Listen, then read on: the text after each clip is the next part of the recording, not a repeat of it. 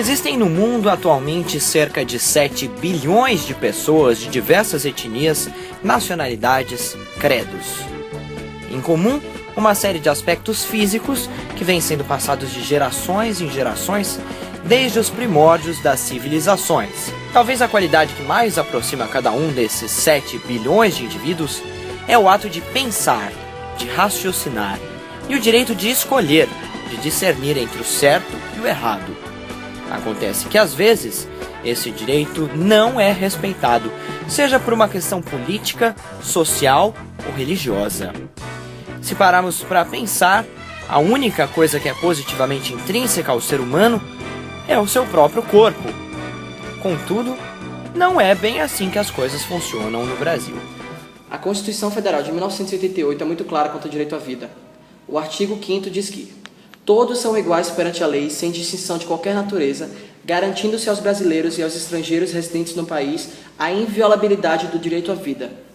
Mas isso não significa que você pode fazer o que quiser com a sua vida. Você pode, por exemplo, tentar se matar. A vida é sua, mas se você não conseguir, é processado pelo Estado. Do mesmo modo, se você quiser arrancar um dedo, chega para o médico e pede a ele para amputar o teu dedo. E evidentemente ele não vai fazer isso.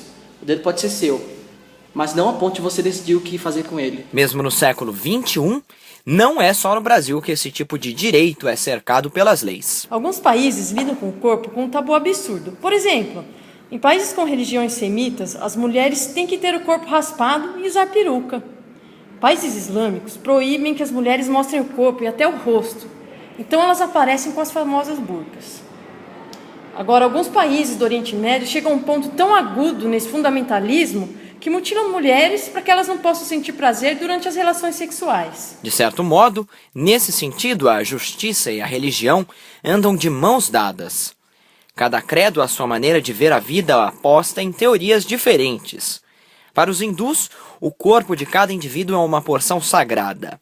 Para os católicos, o corpo deve ser respeitado em memória ao corpo de Cristo. Para os espíritas, o corpo é de cada um. Cabe a nós, por meio do nosso livre-arbítrio, escolher o que é melhor para ele. Primeiramente, nós temos que recorrer à Bíblia. Lá em Gênesis, no capítulo 1, versículo 2, é dito que Deus criou o dia, o céu, a terra, o mar, o sol, a lua e todas as estrelas. Lá diz assim: vendo que tudo isso, mesmo sendo maravilhoso, criou então a vida. Primeiro a vegetal, depois a animal. Coroando seu trabalho, então, ele criou o homem e criou a mulher, tendo soprado sobre eles um sopro de vida, tornando-os seres viventes. Tudo isso para reproduzir Deus, criando o homem à sua imagem e à sua semelhança. Bem, então, acabar com uma vida é como acabar com Deus. Por outro lado, algumas religiões lidam com isso como se fosse uma responsabilidade. Por exemplo, os espíritas.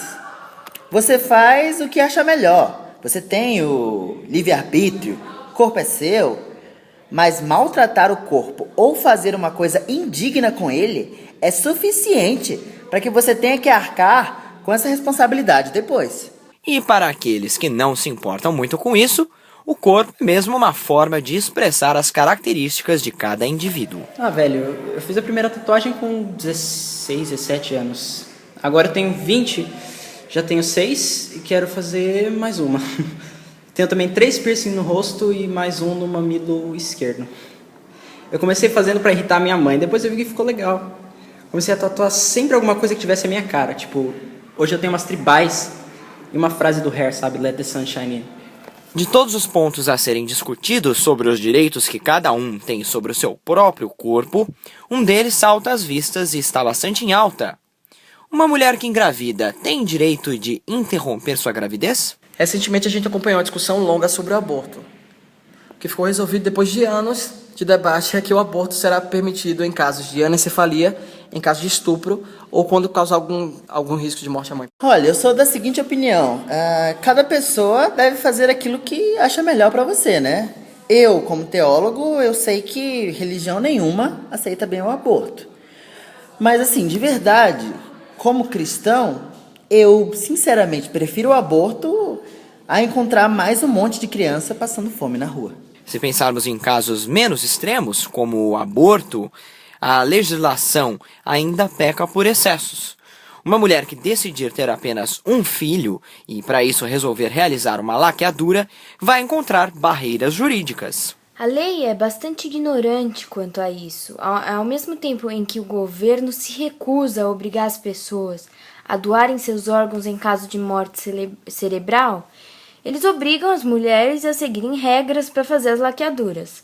Então, a mulher que decidir ter apenas um filho não pode escolher em fazer a laqueadura. Ela tem que ter pelo menos 2 filhos ou 25 anos.